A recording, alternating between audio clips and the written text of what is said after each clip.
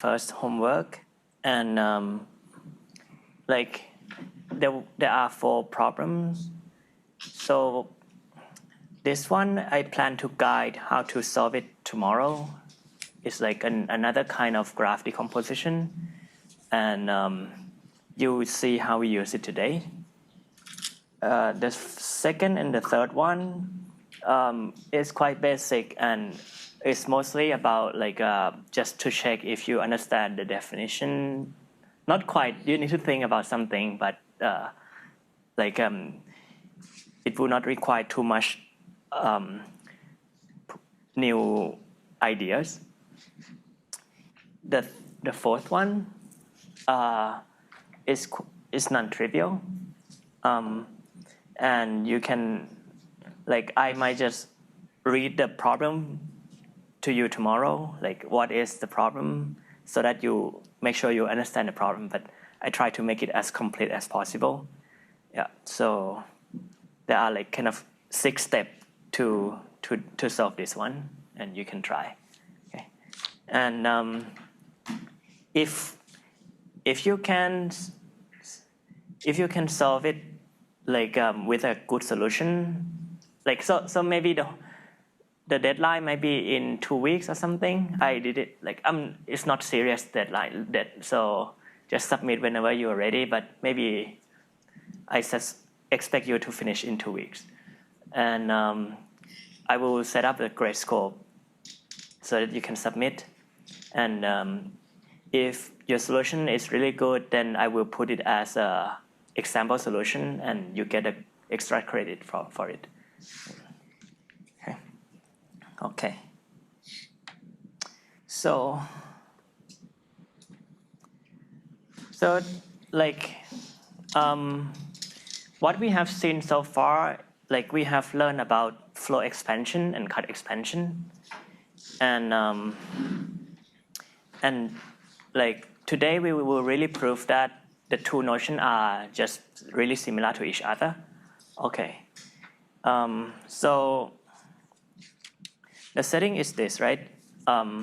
Suppose that you have unit capacity graph. Everything works with capacitated graph, but just for simplicity, let's think of unit capacity graph. And you have a node weighting A, and let's say the support of A is just everything that has like a more than 0. Okay, all nodes whose A value is more than 0. Okay, and we know that we said that the demand is A respecting if this is true, right?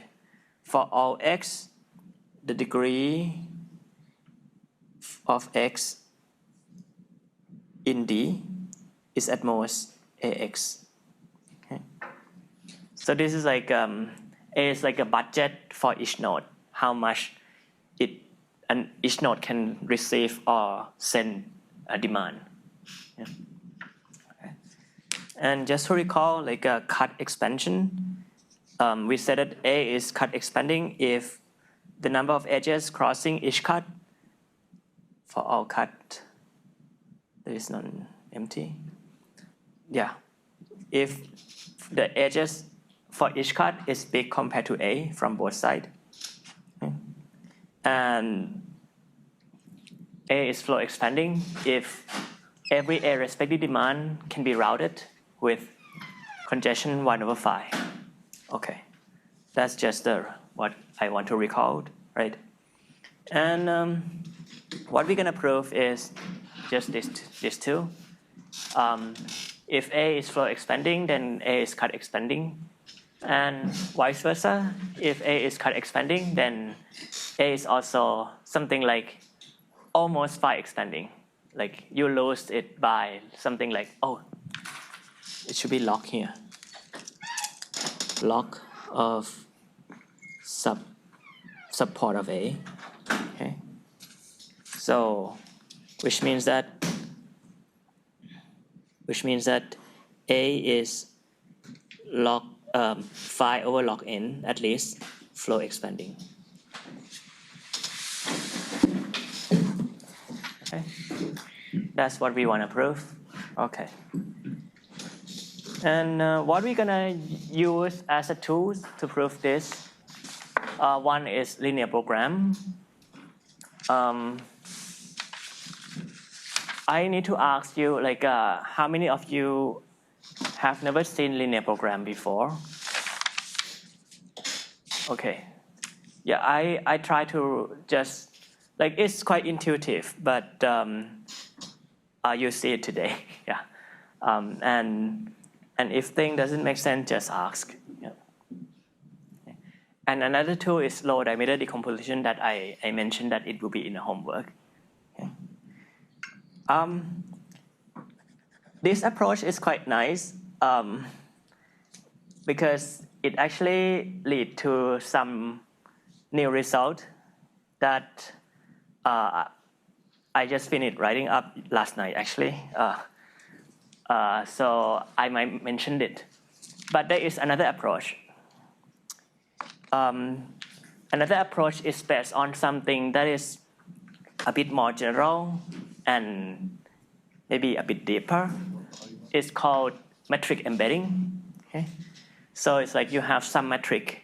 You want to embed this metric into another metric. No, this is the function. Okay. And you can, if you want to learn this approach, you can learn it from this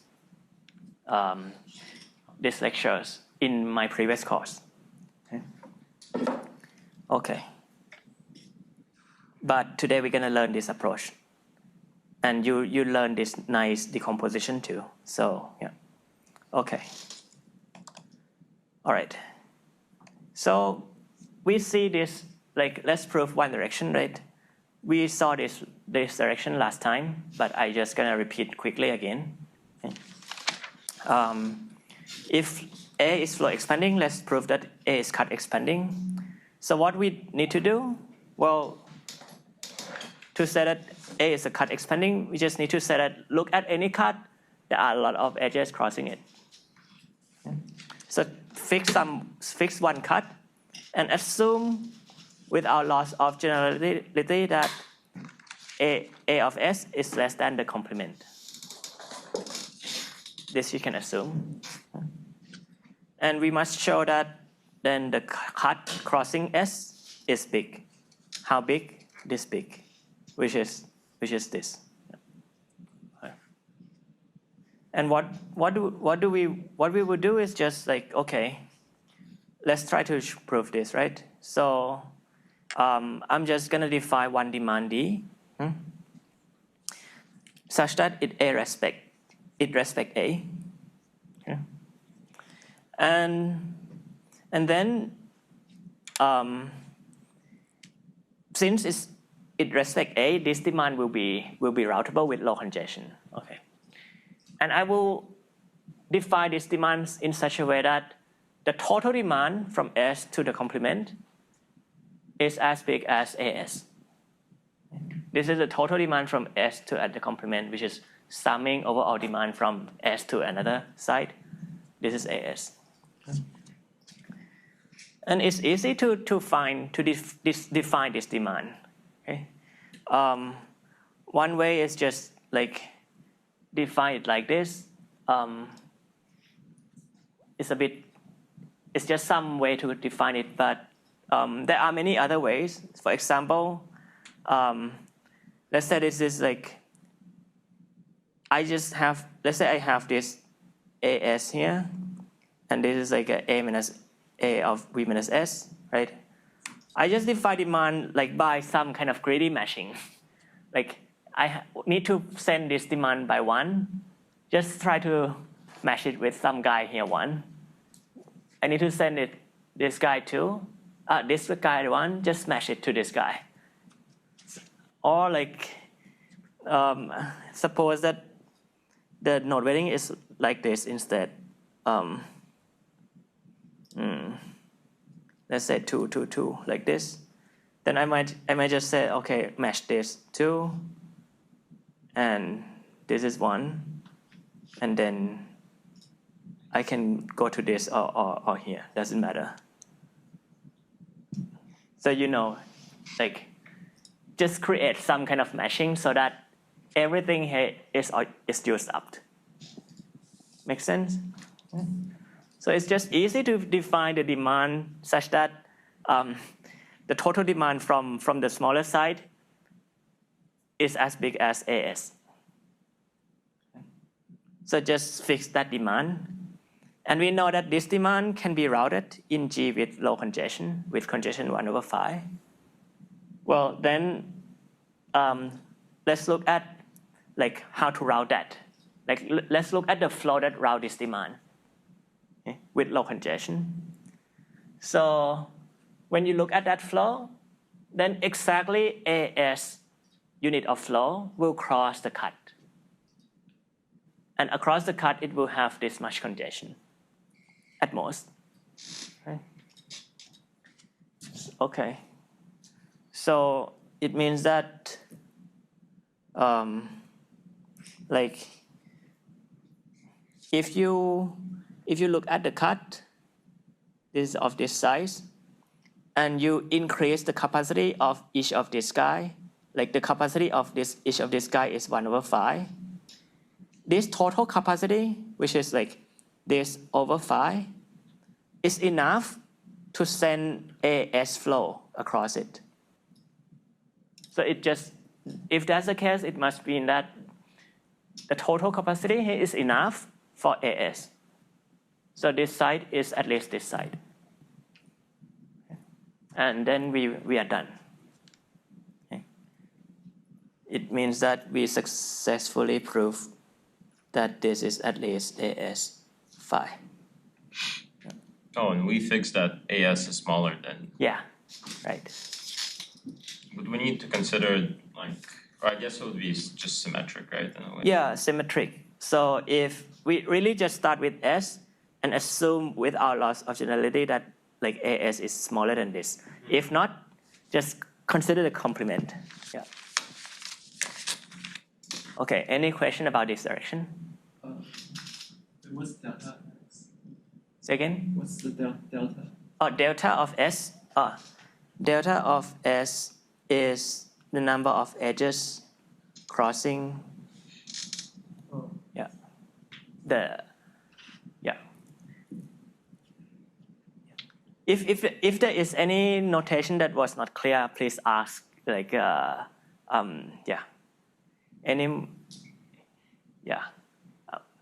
Because if you just know it now, I'm not sure that you everything so far makes sense or not.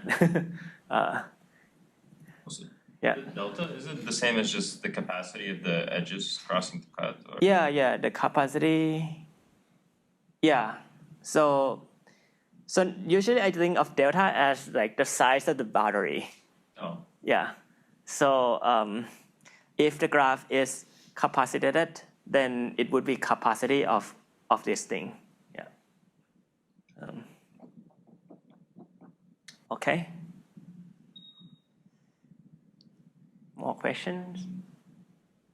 Okay. Then now we're gonna do the hard direction. Okay. So if you wanna say that if it's cut expanding, it's also flow expanding, but with log n overhead. Okay. So let's say that this is proved by Layton and Rout. Okay. So let's say that, yeah. Right now, from now, I'm just gonna write support of A as NA. Basically, just count the number of nodes that, such that it has some non-zero A mass. Okay. So if A is cut expanding, let's prove that A is also like phi over log NA flow expanding. And we will prove the contrapositive. Okay.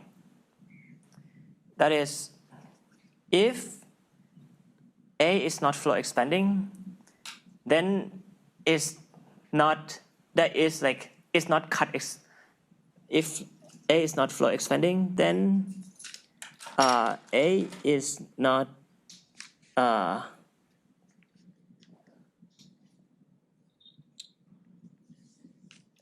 is not like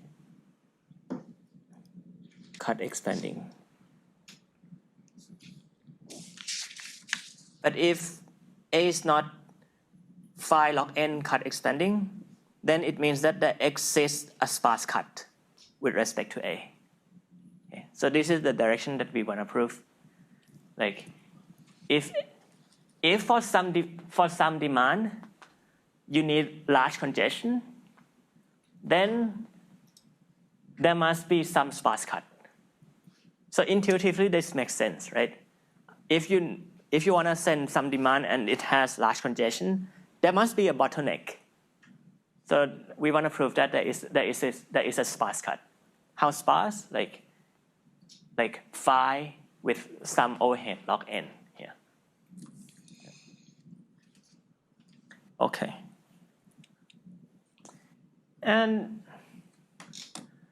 so recall that when suppose that there is some demand that like some A respecting demand, where when you want to route, then it has large congestion. Then like we know that if that is the case, then there must exist one really concrete demand. That is also hard. That takes a lot of congestion. So we learned last time, and that is the product demand, right? This is the demand where, like it has this structure. It's the demand that looks like complete graph, right, with some scaling on each node. You recall this, right? Okay.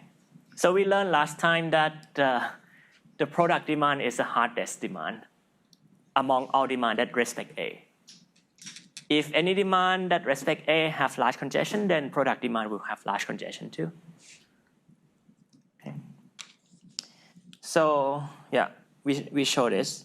If A is not flow expanding, then A product demand would require congestion at least 1/2 phi.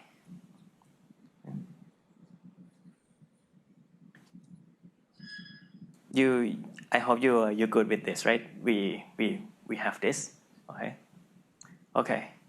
So what I will really show is this now, like. So if A product demand, like the optimal congestion to route A product demand is large.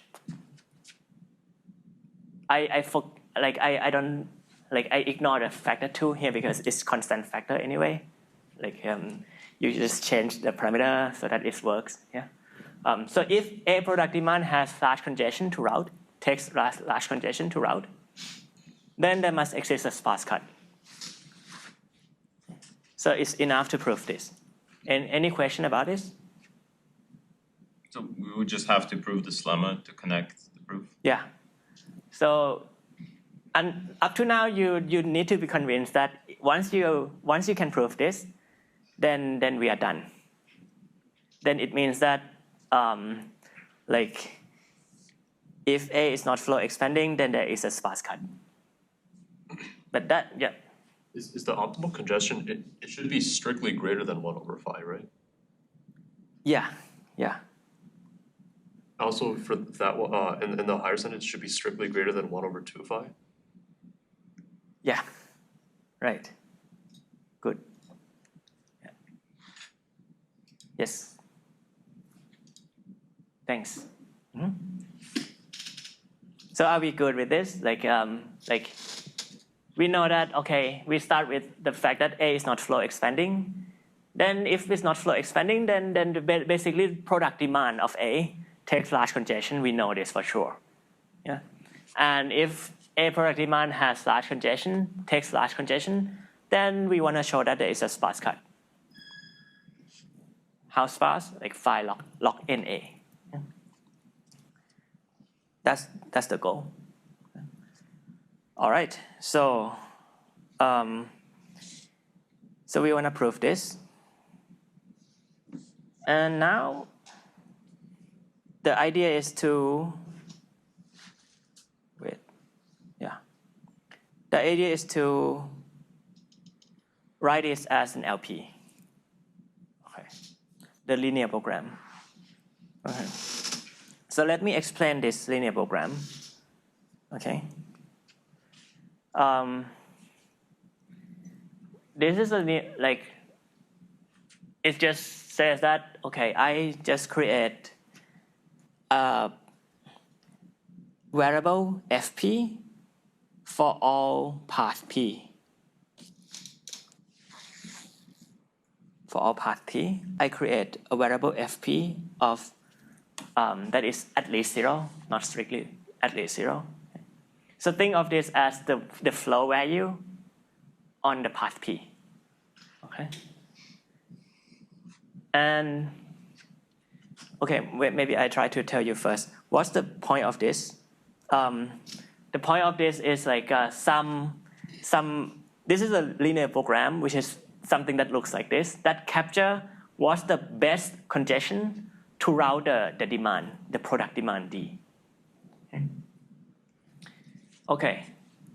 So this slide just said that, okay, we have the variable fp for each path p. Okay. And this slide said that this flow route the demand D.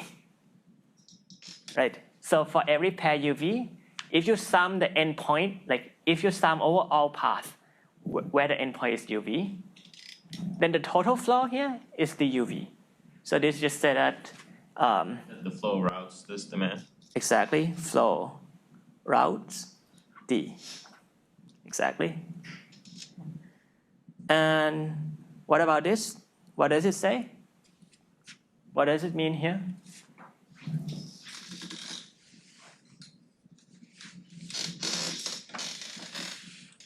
Yeah. That mean that I guess the flow, or there exists like a flow routing of D with congestion kappa, or Exactly. Yeah.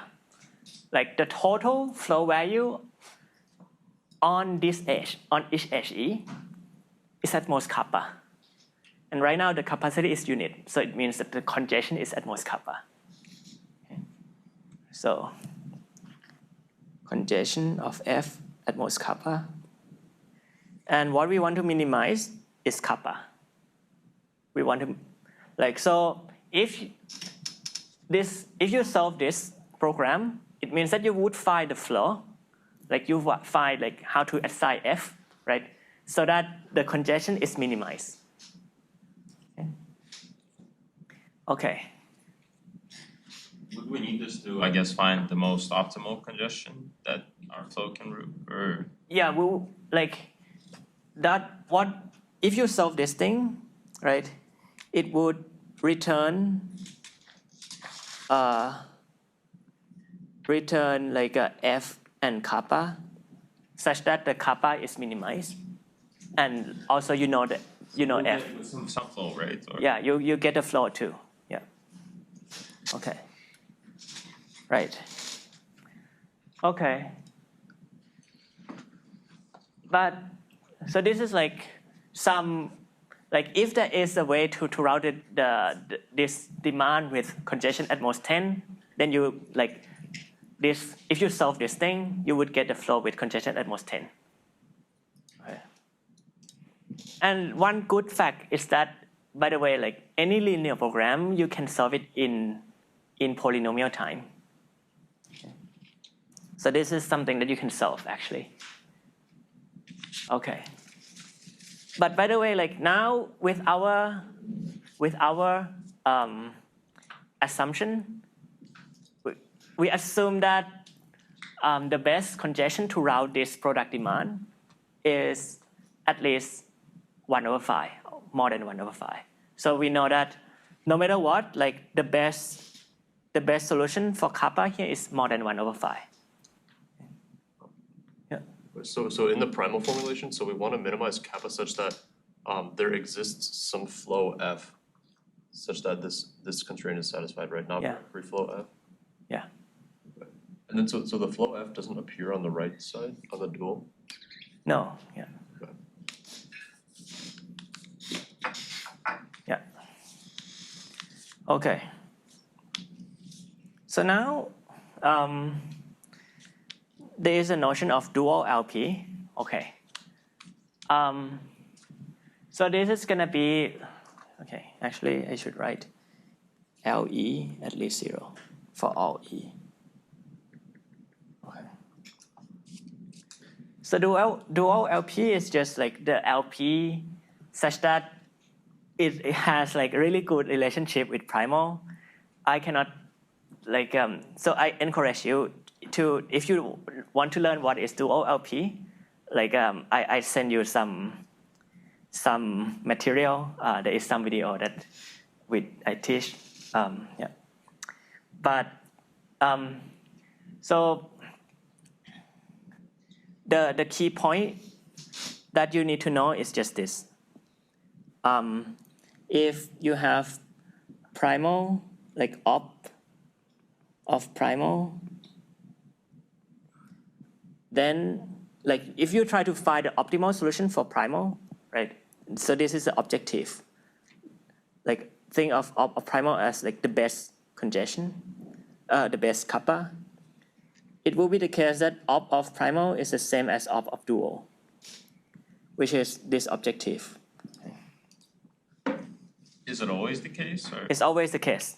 Like for any LP that you write, there is a really black box mechanical way to derive at another LP called its dual, and super nicely, like the optimal solution will be the same.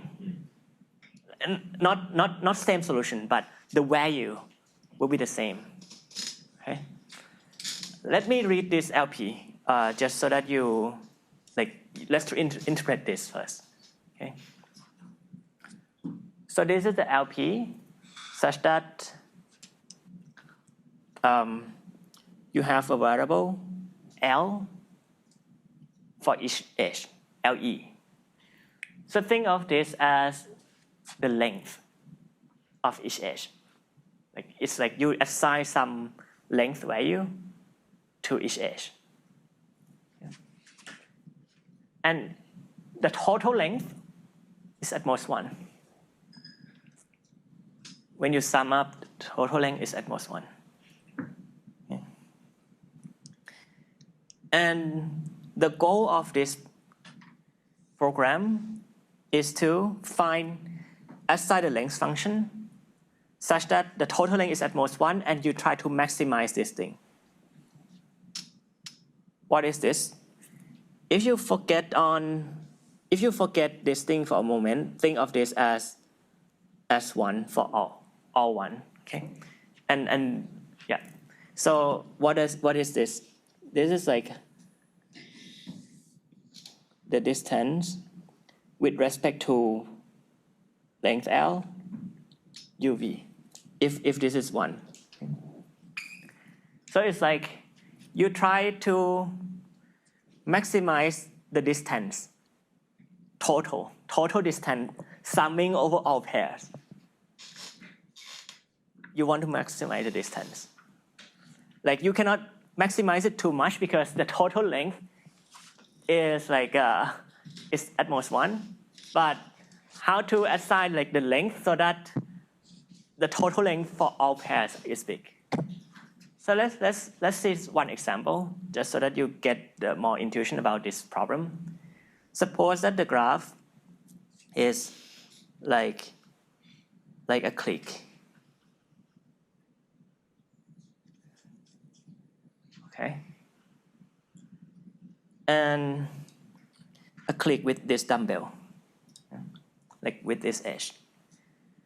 And let's say like, for simplicity, let's say that I just gonna put length 1 on one edge. Okay. If I put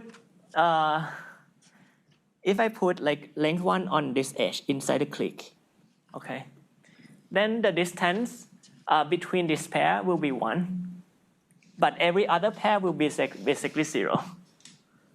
So like the value here is like 1. But what if I put the distance, like put the value 1 on instead of 1 here, let's put the value 1 here. Then now like there are like n choose 2, n square pairs. That the distance now is like is 1. But would the total distance be, it would be a lot greater than 1, right? Yeah, now the total distance over all pairs, now instead of just 1, it's like now like n square basically. Make sense? So yeah. How do you define the distance? Distance? Distance is like the length of the shortest path. So if it's 1 in the cliff, then wouldn't it still be 0 distance? Because you can go somewhere else. Oh, you're right. Yeah. Sorry. Yeah, it's actually even 0. Yeah. Like this guy can go somewhere else into here. Yeah. Thanks. Yeah. So it's even 0. Thanks. Yeah. But at least you see that, okay, what if I have like more edges here? 3 edges. Okay. Now the idea is like, okay, you might want to put, like you cannot put 1 here anymore because otherwise everything still have length like distance 0. So you might want to put 1/2, 1/3, and then like now the distance is big between all pairs. The total distance is still maximized. So you see that intuitively, what you want to do here is to put like length value like to the sparse cut. Okay. So like this is a problem where like it's like to identify sparse cut basically. Okay. And it really is just a relaxation of sparse cut actually, like where like for finding sparse cut you need to find a set like a cut such that like you cannot find a set, but here it's like you kind of put some fractional value to edges. So it's formally it's some relaxation of sparse cut. Yeah. How to see this formally? Maybe you need to know LP a bit more, but yeah. But this really is a problem that kind of capture finding sparse cut.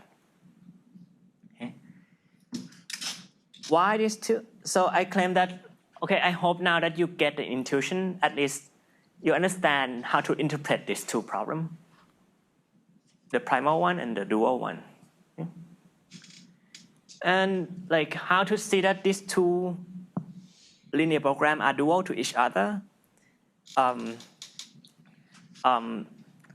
Like look up what is LP and know you need to know what is LP duality, and I send you the link. Yeah. Okay. All right. Okay, so up to now we know that, okay, the primal LP capture precisely the minimum congestion throughout the product demand D. And we know that the optimal kappa is more than 1/5.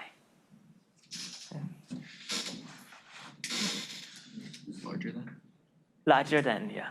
I don't care too much about like whether it's strictly larger or. You said smaller than. Oh, sorry. Yeah, sorry. It's at least, yeah, larger than. Yeah. Threw away the 2-factor, right? Because. Yeah. But I just gonna prove this one, and like right now, yeah. If we prove this one, we can just adjust this to to have factor 2, and then there's some factor 2 here. Yeah. So from now we'll just say let's prove this. Yeah. At least this is just at least 1/5. Yeah. Okay. So we know that optimal kappa is at least 1/5.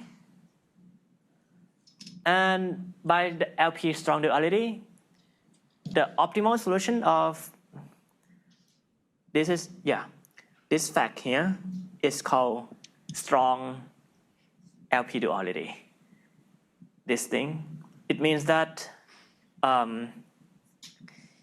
if this is at least 1/5, then you can find the solution L. You can find the length assignment to edges so that total length here is at most 1, and this total distance kind of, it's like weighted total distance, right? You sum over the distance, and this is like weighted, like you put some weight to each term. This total distance is going to be exactly the optimal kappa, and this is at least this one. Okay, so far, what we can conclude is that we know that there is such a way to assign the length function L, where the total length is at most 1, and the total distance is at least 1/5. Okay. And we will use this length assignment to find the sparse cut. Okay. Okay. So that's the goal now. Okay. So up to now, you just need to understand that there exists this length function L that I like with this property 1 and 2. And now we assume this, we're gonna find sparse cut with respect to A.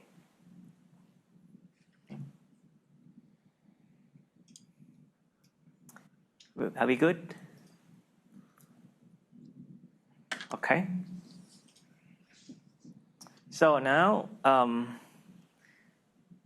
here's one ingredient that we will use. It's a low diameter decomposition. Okay. So what is this? It's another graph decomposition that similar, like you will see in the homework that it has close relationship to expanded decomposition. Okay, but let me tell you what this is first. Okay. It's a decomposition where you first you have a graph. Let's say with edge weight W. Yeah, a graph with weight W. And then there are some terminals vertex set. Terminal set. Maybe, like, let's say something like this. And what I want to do is like, okay, and then parameter like delta. Okay. So what I want to do, I will find this thing will find a cut similar to expanded decomposition, right? It returns some cut. Let's say some cut like this. Okay, maybe here. This is C. Okay.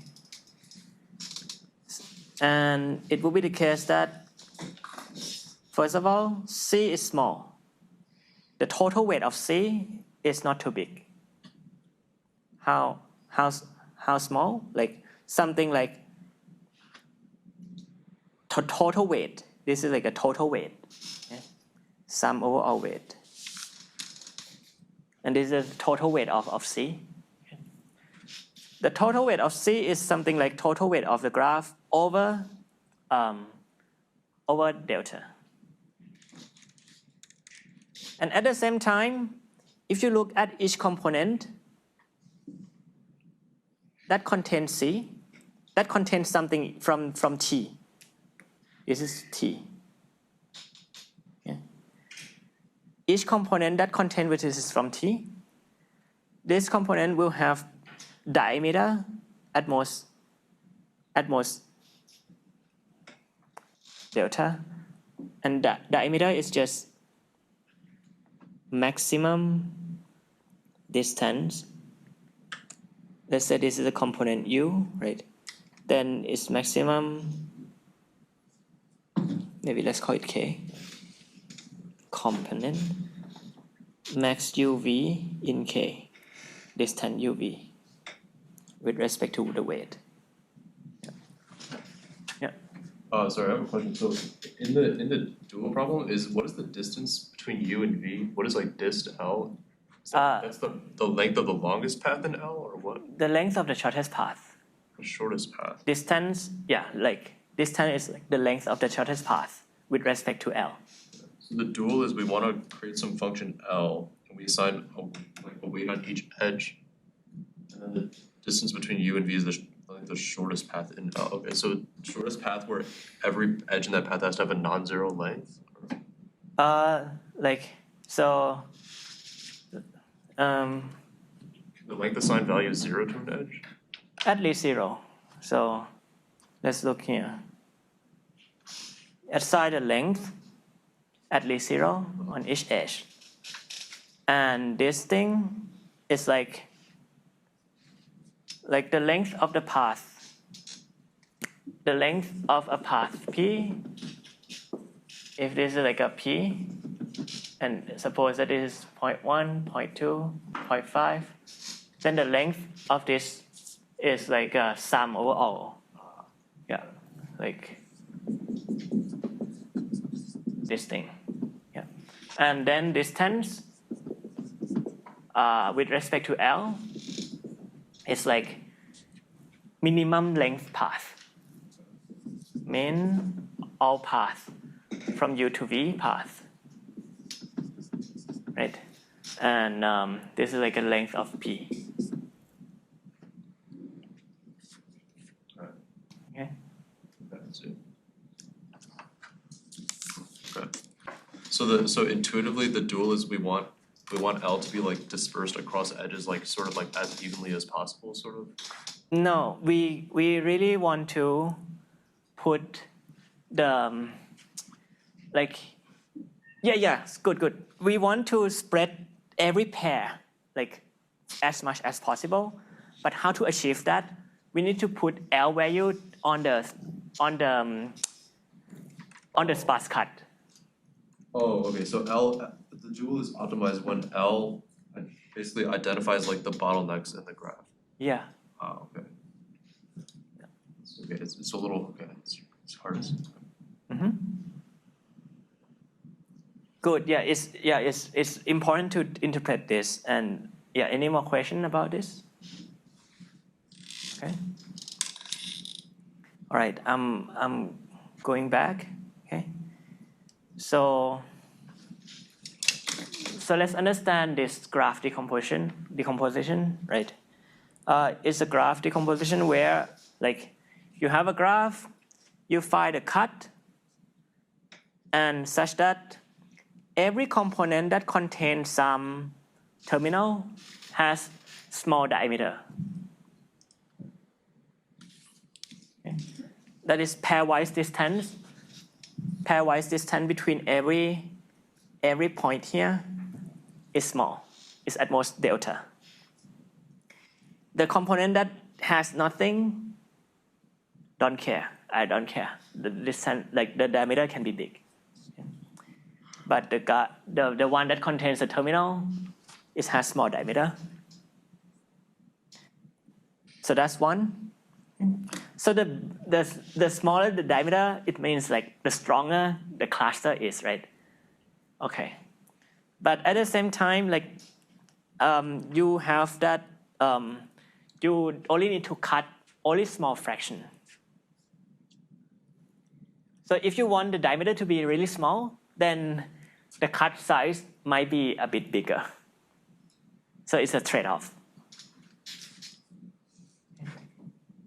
Yeah. And then also like for the log of the size of the terminal thing, like intuitively, it's like we might need to cut a lot more weight if we have a lot of edges in the terminal side because we might need to do like splitting them up more. Yeah, exactly.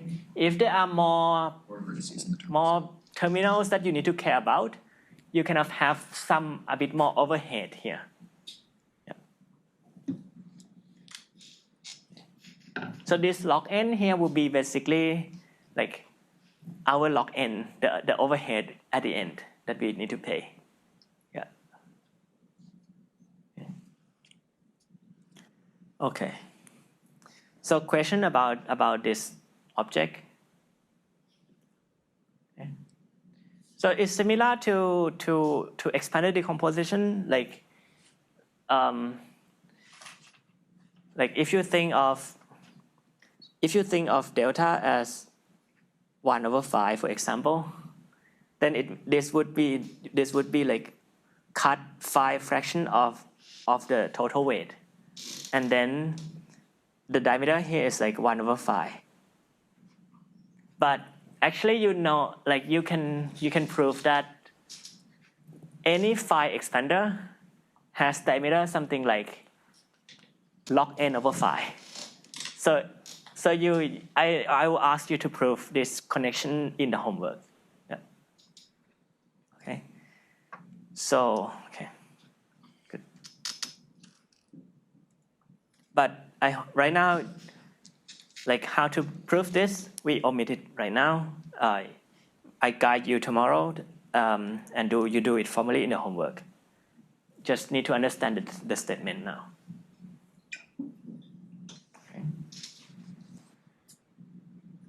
Okay, good. So now, here is the algorithm. Let's go through it. Okay. So the first step is just solve the LP. The LP that I wrote is called multi-commodity flow LP. Okay. You solve that, yeah. And then you would obtain the L value, the edge length assignment for every edge, such that, well, first the length which is non-zero, right? Such that the total length is at most 1, and the total distance, they are quite spread from each. Like the total distance is at least 1/5. The total spread of every pair is quite big.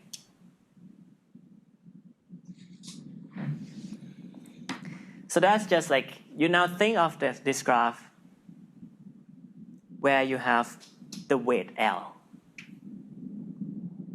Okay. So you start with the graph with no weight, right? Now you solve some LP and you get this weight. This is just from LP, not from original graph. Okay. And then use this weight to compute the low diameter decomposition on this graph. So put this graph here, and the terminal is the support of A. The weight is this weight length, and the diameter is something like 1/5A.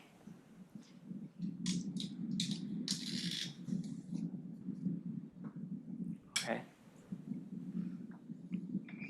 So far so good. Okay. Next, what we do is just, there's gonna be 2 cases. Okay. So you have this graph. Now you do a diameter decomposition, low diameter decomposition, and there's 2 cases. The first case is when, let's say this is like my support here.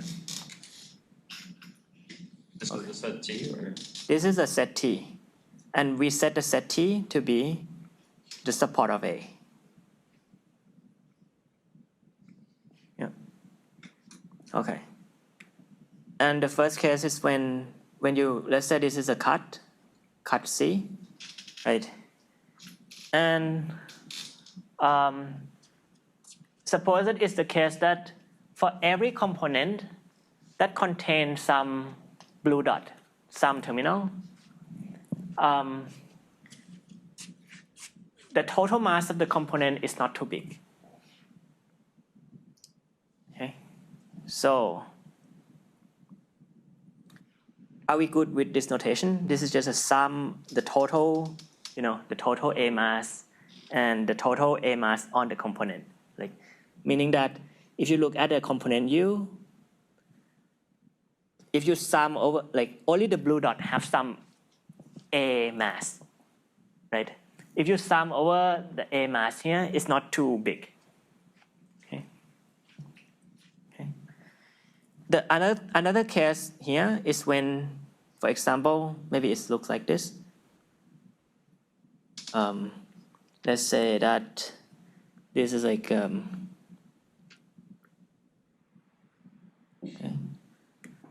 And let's say that maybe it looks like this. And there is some component K such that the total A mass on one component is so big. It's kind of basically contains most of the terminal. Okay. So it's just two cases. When one component contains most of the terminal, not number, but like the total A volume, total A mass is too big. It's really big, contains a lot. And another case is when this is not the case, when no component is too big. Okay? So I call this thing balance case, and this thing, as the name suggests, heavy component case. So why did we select like over 3? Is there any significance to it? Or? There is not much importance. This can be 2, can be 100, can be 10, can be something. Yeah, it will like affect the constant in the big O notation. Oh, so but we don't really care. Yeah. Okay. Why is there a unique component? Why must it be unique? Oh, sorry. I used to use 2. If that's 2, it's unique, but yeah, it's not unique. Maybe not unique. Yeah. Just there is some component. Yeah. There's some component that contains more than like 1/3. Yeah. Yeah, I think it's the same comment as before, like in the first bullet point, it should be like strictly greater than 1/5. It's the same thing as before, I think. Yeah, I will not care about this from now. But like I right, like in the statement here, let's say that we use at least. So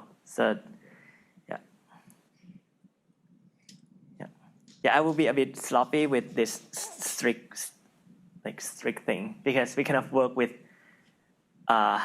we don't even care about constant factor. So yeah. Okay, so there are 2 cases, and let's see what we're gonna do in each case. Okay. In the first case, what I'm gonna do is like I will basically kind of maybe I draw it a bit more here, and let's say like the cut really kind of look like this. Okay, and it has some component, some terminal in each of this guy. Okay. So what we're gonna do is just each of the component is not too big. So what I'm gonna do is just be greedy and kind of keep collecting each component until it's big enough. So take this guy. I ask then if the total mass here is more than half or not, more than 1/3 or yet. If not, if so, then we are done. But if not, then just take the next guy. Take the next guy, and then if not, then take the next guy, and then take the next guy. Just keep doing this until it's more than 1/3. At the first time that it's more than 1/3, this is gonna be less than 2/3, right? Because each component is not too big. So, okay. So we have this thing, like we can just, once at the first time that like the total mass in the union of this component is more than 1/3, let's call this thing S, okay? S.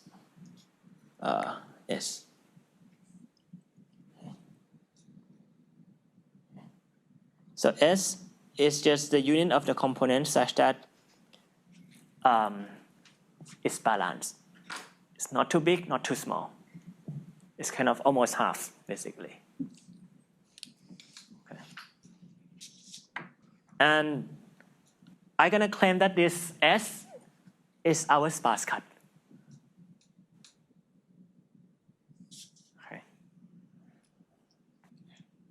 Okay, this is a balance case. Okay.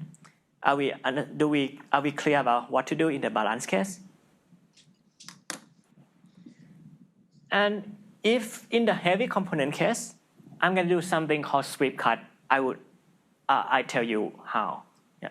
So in the balance case, is there any, I guess, preference or how we go about accumulating or like bringing together? And anything would work, really. Greedily would also work. Greedy would work, yeah. Like as long just collect as long as you kind of respect this component, just keep getting more and more components until the mass is kind of close to half. Then you're good. Any way would work. Okay. So in the heavy component case, I tell you what to do, like what I would do. But in this case, I hope it's clear what is going on. Now we will just analyze this case. And I later go to the heavy component case. Okay. So in the balance case, so I claim that let's look at S, right? Let's look at the cut size of S. Okay. So what do we know? We know that the total cut size here is at most something like log of NA times the total weight, the total length, over delta, right? This is just by the LDD, the low diameter decomposition. Okay. And you know that this cut here, like the cut of S, is a subset of C,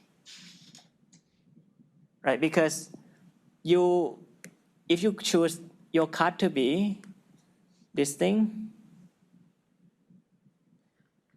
the cut edges crossing this cut S is just a subset of C. C is the boundary of all clusters, right? This is C. C is boundary of all cluster, but the cut S is just like subset of C. So now boundary of S is subset of C. Now the size of C is at most this thing. Okay. But we set the diameter here to be this much. And so the total length here is at most 1. And diameter is this thing, so you get this.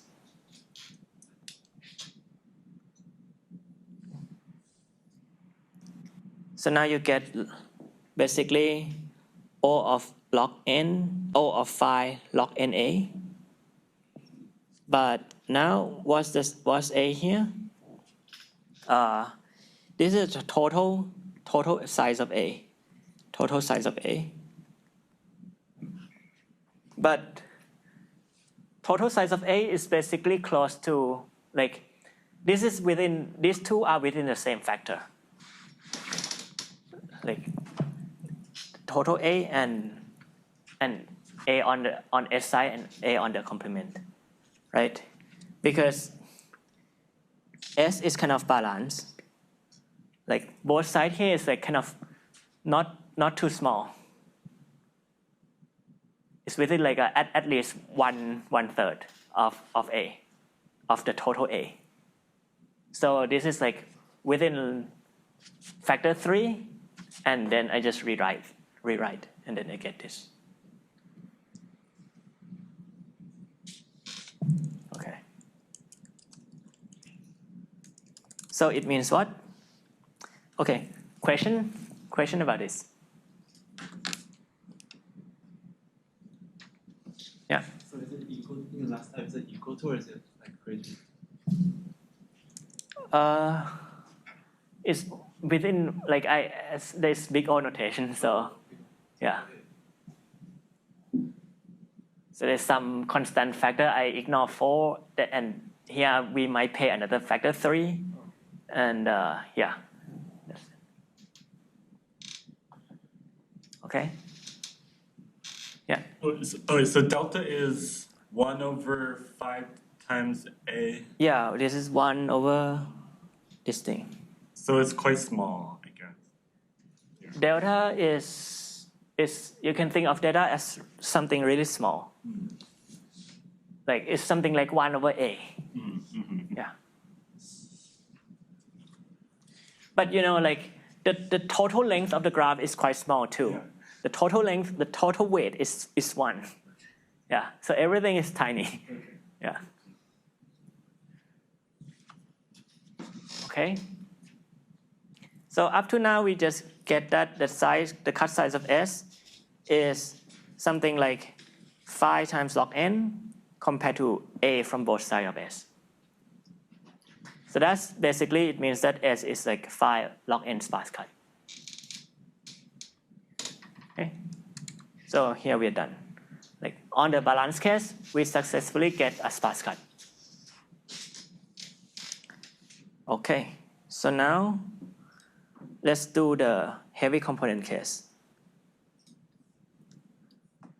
In this case, yeah, let's say that K is the heavy component case, where the A of K is more than 1/3. Yeah. Right. So what I'm gonna do is I'm gonna do this. Let's say, okay, we have a component K, and it has a lot of mass in A. Okay.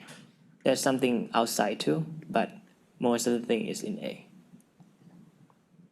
So what I'm going to do next is to sort vertices. So let's say that pi of V is the distance from V2 to the set K. So what is this?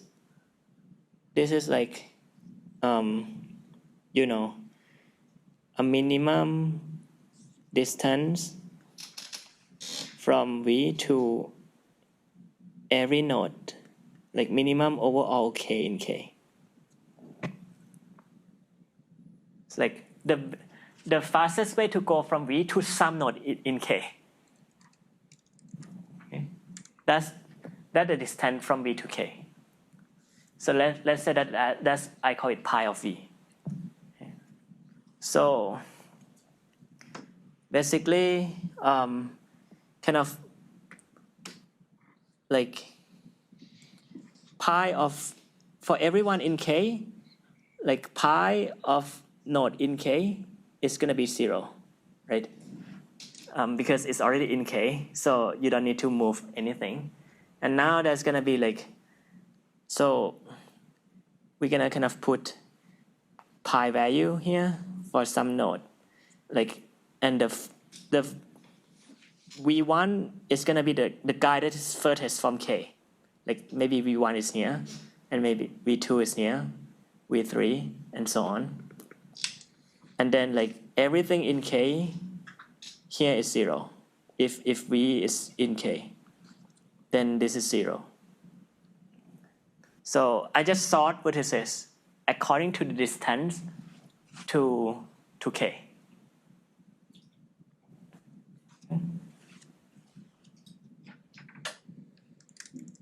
Okay.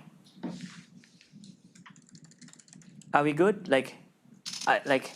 I really just have, like, I kind of put vertices into, I can now kind of put vertices into like line V1, V2, V3, and so on. And like, this is like the first guy from K, and a lot of guy in K would be just here. Right. And SK is just gonna be like a level cut, like SK, sorry. Like for any, maybe I shouldn't use K, but yeah. SI is just a cut such that it contains all nodes from V1 to VI. So right now I kind of define like as a cut S1, a cut S1, maybe V1 is here, a cut S1, a cut S2, S3, S4, and so on. So nested cuts. Okay? And so everyone is good with this? Like what is SI? Are we good? Okay. And now like what I'm gonna return is just I look at S prime and take like among all SI, yeah, let's call it SK still. Yeah, among all SK, among all the sweep cut, yeah, I take the best guy. That's my cut. What do I mean by best? I mean like the cut size over the total demand from the cut to the complement.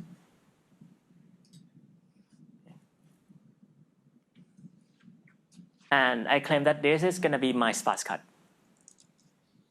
So far, it's not going to be clear why it works, but just need to understand the algorithm. So the algorithm is you have a big, heavy component, sort vertices according to the distance to k, then look at like a sweep cut. Like when you sort it all vertices are in linear order. That define like the prefix cut. Take the best prefix cut. That's it. Yeah. So it's called a sweep cut because we kind of consider from 1 to Yeah. right? Yeah. It's kind of you sweep through the prefix. Yeah. Is the vertices only in the support, or it could be all the vertices, like when you do the pi v? Oh, this is for all vertices. This is for every vertices. Yeah.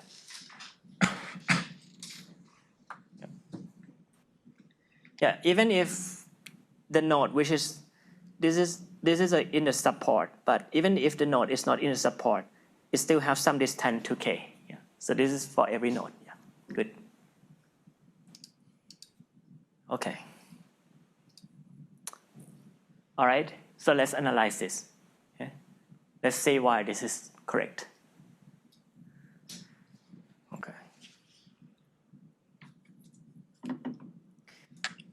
So what I'm gonna show is that like the best cut here. Oh, sorry. I mean, yeah, I hope you understand this notation. Maybe it's not the best, but yeah, it's just among all the sweep cut, S prime is the best guy. That minimizes this thing. Yeah. Okay. So, okay. What I'm gonna claim is that like take the best guy here, look at this value, the minimum one. Okay. This minimum value here, actually it's gonna be at most 12 phi. You don't even pay log n actually here. Okay. And why this is enough? Because D respect A, okay? If D respect A, you know that if you compare this quantity and this quantity, like this part is smaller than this part, right? Because what,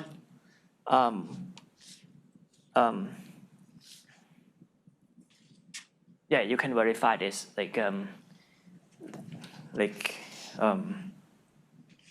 because D here is a product demand, so like the total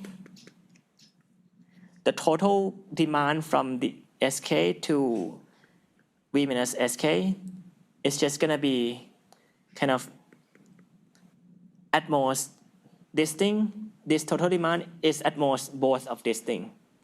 Like this is at most this and at most this. So Does that come from the fact that D is A respecting? exactly, yeah, just because D is A respecting, yeah. So this thing is smaller than this one, but I claim that the best cut here is smaller than 12 phi. So this together, it means that S prime is 12 phi sparse with respect to A. So this together means that S prime is 12 phi sparse with respect to A. So we're gonna prove this now. Okay. All right. So now some algebra, but there's nothing crazy going on actually. So let me actually do it on the board just so that, yeah. Okay. So what we're gonna do is this, right? Mean okay, and then sk over like d from sk to the complement. Okay. So now let's, instead of take mean, first step I just gonna like multiply the same number to both numerator and denominator. Yeah, that word. Denominator in k. Okay, and then this is like the difference between. Maybe should I don't need to, yeah, just sorry, I'm just gonna point it out. Yeah, I just multiply the same number on above and below. Nothing happened. Okay. So now what's the next step? The next step, this is mean over some, like I take, this is a ratio, like think of this as mean like xk over yk, maybe. Like this is just some number, xk over yk, yeah. Min k, right? This is like you take the best ratio. But this is just gonna be at most sum of the ratio.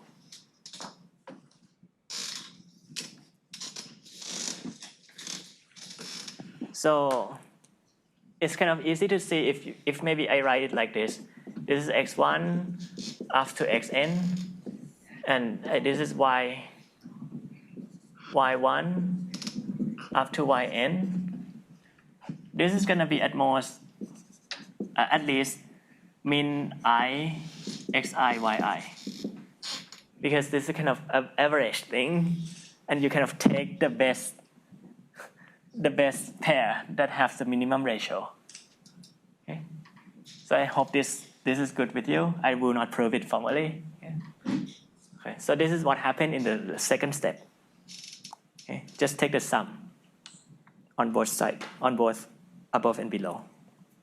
Okay, but next step is the step that is more interesting. Okay, so why this equality hold? Okay,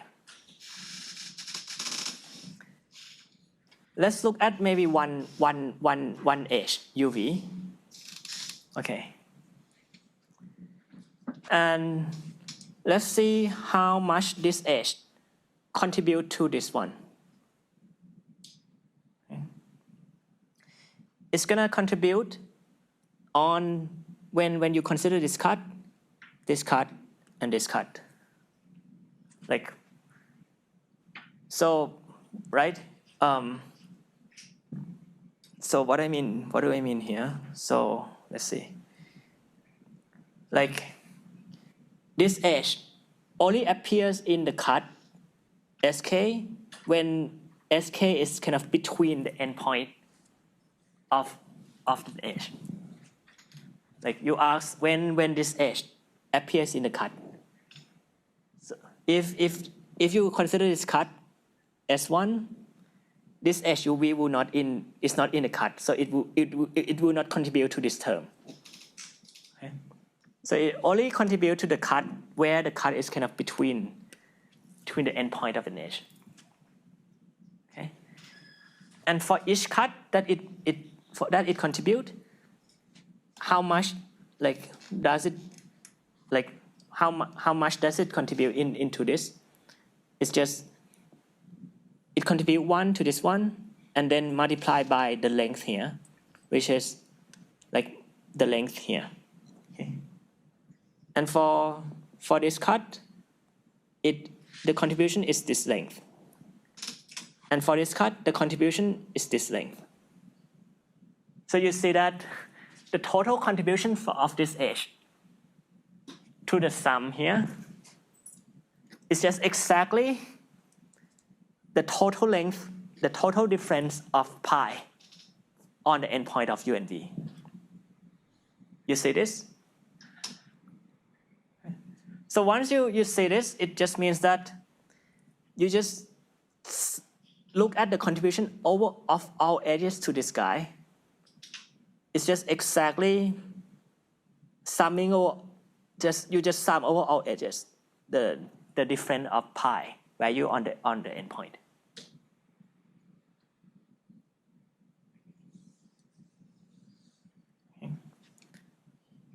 Question. This is like important. This is like a kind of key trick how things work. Yeah. Like I understand why together like it's the length, or I guess it's the distance between U to V, but what happens to the delta factor? The delta here, right? Yeah. So like basically delta here is just kind of determine whether an edge contribute to the term here or not. So it's kind of, how should I say this? Like this delta is just when like an edge contribute to this term if an edge is a cut in the delta. Like so. Oh, if the edge crosses SK? Yeah, if an edge cross SK, then it contributes this much, right? So that's why that's how the delta play the role in this analysis. Yeah. So we're essentially going from over each level. how many edges are leaving over this chunk, and we're changing that to just what's the total length of each edge. Exactly. Yeah. So another way to think of this is like if you look at this sum, then maybe you can think like when you fix 1K, it's like kind of summing this much length for every edge that cross this cut. And then you look at another cut and you count how many edge cross this cut, and then for each edge you multiply by the length here. So it's like instead of summing over each of the level, now you just see that okay, fix one edge, it's contribute this much here, it's contribute this much here, it's contribute this much here. So they just like different way to count the same thing. Yeah. Sorry, what's to stop the length of UV from being longer than like pi v2 minus pi v5? Oh, well, U and V has fixed value pi on its endpoint, right? This pi value is kind of given for us. Right. Yeah, and like so I don't know, like pi is fixed, like and so the length of this edge, like the difference. Okay. The difference here is kind of fixed for each edge. Yeah. Okay. Okay. Yes. All right. Okay. Yes. Okay. Okay. Good. So now it's the same thing here. like how this is the same as this part. Like it's just the same analysis, except that you think of D as a complete graph. Like here you think of like, okay, I'll just let you think why these are the same. I put some explanation here already. Okay. But now it means that it's just enough to analyze this thing. Okay. And I claim that the numerator is at most 1 and denominator is at least 1/12 phi. And together it's going to be 12 phi. So let's prove one by one. Okay. So numerator, let's just prove it like term by term. Let's look at the difference of the endpoint in U and V. Okay. So here is just a definition. This is the definition of pi for pi U and pi V. Okay. But this is by triangle inequality. Triangle unequal. Oh, so why is that? So you know this, right? Triangle inequality, like the distance A here is at most, if this is A and B, A is at most B plus C. And so if you think of this as maybe this is V, okay, this is K, this is U, okay. So this of VK is at most this, like this of VK is at most this UV plus this of UK, and it gives you this thing. And distance from U to V is at most the length of an edge, because the length of an edge itself is one way to go from U to V. Oh, the total length is less than 1, right? And now, exactly. So for each term, you get that this is at most the length of an edge, but the total length is at most 1. Okay. So I think I should finish. So I just gonna complete the analysis of this thing tomorrow. But the one who scribed this, maybe just put it in the same scribe. Yeah. Where are we using the fact that the components are low diameter? We will use it here. Okay, great. Yeah.